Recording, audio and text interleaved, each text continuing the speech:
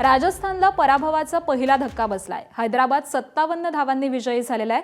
नागपूरच्या प्रफुल्ल हिंगेनं वैभव सूर्यवंशीची पहिल्याच चेंडूवरती विकेट घेतली आहे। IPL मध्ये पदार्पण करणाऱ्या हिंगेनं पहिल्याच षटकामध्ये 3 विकेट्स घेतलेल्या आहेत, तर हिंगेनं 34 धावांमध्ये 4 आणि सकीब हुसेननं 24 धावांमध्ये 4 विकेट्स घेतल्या आहेत। हिंगे आणि सकीबनं ही दमदार अशी खेळी केलेली आहे आणि राजस्थाननं या सामन्यामध्ये विजय मिळवलेला आहे। ईशान किशनच्या 91 धावांच्या जोरावरती हैदराबाद 6 बाद 216 अशा गुणफलकावरती होता, तर राजस्थान रॉयल्सचा डाव हा 159 धावांवरती साठोपलेला आहे।